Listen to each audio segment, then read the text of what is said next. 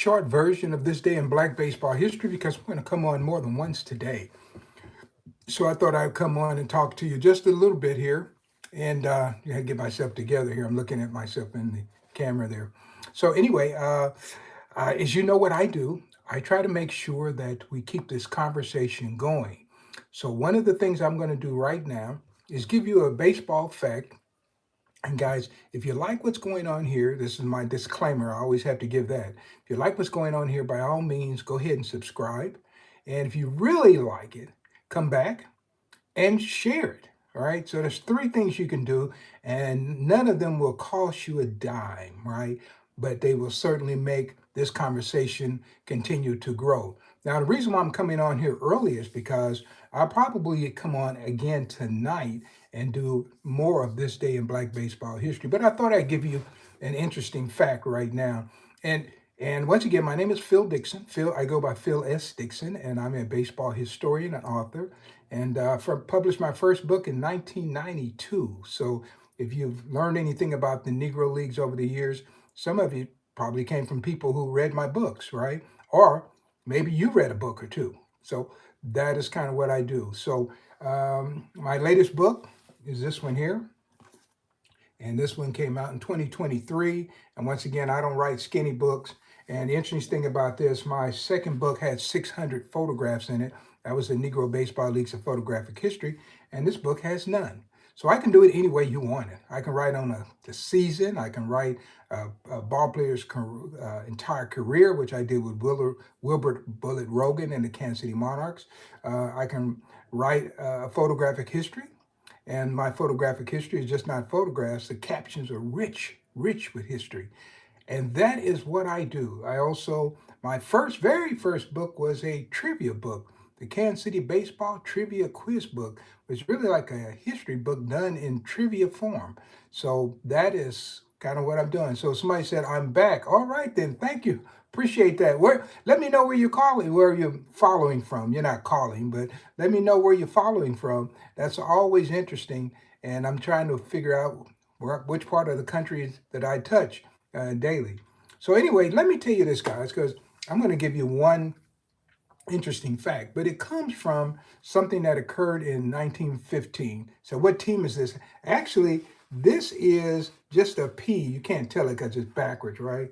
The screen is backward. I never did figure out when I do my cell phone how to flip that thing around. So anyway, but that is actually a P, and it's not a team. If you look closely, it says Paramount Theater. So I was on the Paramount lot last week, and I like that P. So this is actually, if you could see it, if it was turned around the right way, you could see that it's the P from Paramount. And since I'm Phil Dixon, I said, I got to have the P.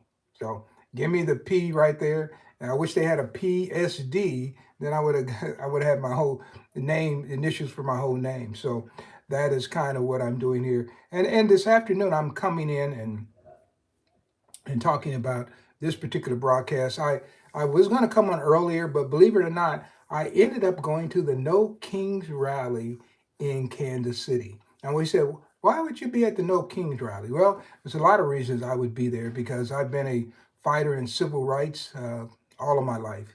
And I marched with Ralph Abernathy years ago in Colorado Springs when I thought that a young black man had been imprisoned improperly, right? So, and he wasn't given his true constitutional rights. So I marched in. I was in my early 20s. And then also, guys, what did I do? I went out and met people like Stokely Carmichael. Stokely Carmichael, I have a great Stokely Carmichael story, meeting Stokely Carmichael. And of course, I met many people over the years. And guess I got this honestly because if you have newspapers online and you go into the Kansas City Call and you put my dad's name, it's Arthur Dixon, Arthur H. Dixon, and you'll see that when the Scottsboro Boys was arrested, he was one of the people who was out getting petitions to send to help free the Scottsboro Boys. So this is not anything that I just picked up. My family has been involved. And of course, if you really follow me, what you will know is that my great uncle, Senator B.K. Bruce, was the first African American to serve a full term in the Senate. So I am out there and I believe in democracy and I believe in freedom for all. And that is one of the reasons why I talk about the Negro Leagues. Now, guess what? Some people are not going to like the fact that if you like Negro League baseball and you're involved in it, guys, you have to understand that it was a civil rights struggle to be able to get these guys to be able to play in the American National League. And just imagine that. And these guys were war veterans from the Spanish American War, going back to C.I. Taylor, who was in there, and then also you have World War One. Lots of guys who played in that original 1920 Negro Leagues were World War One veterans, and then you have World War Two, and but these guys still coming. They came out of World War Two unable to play in the American National League. And I just didn't feel that was right. And then, of course, when I was born in 1956, there were a lot of civil rights struggles still going on. And so I just grew up with that. And so it's kind of natural for me to be out there trying to speak in behalf of people whose voices are not being heard. So yeah, so baseball for me is a passion that I do, and but I have other passions as well, and they kind of bleed all in here.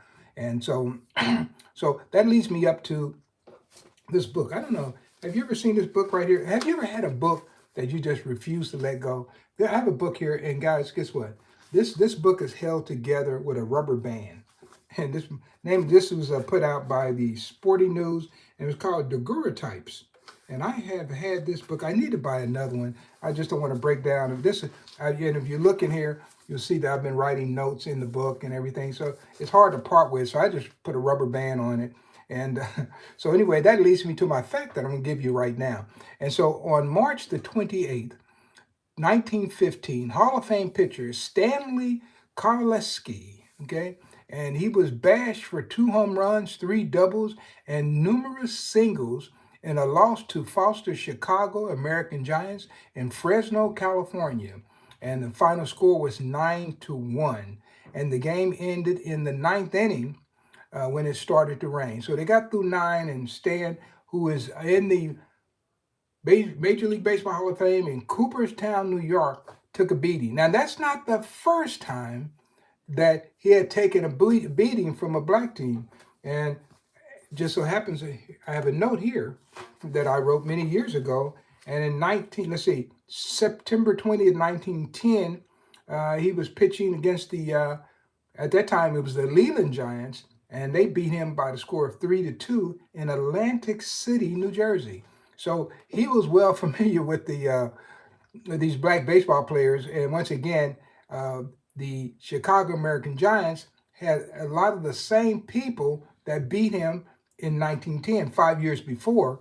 And mainly Frank Duncan was on that team. Pete Hill was on that team.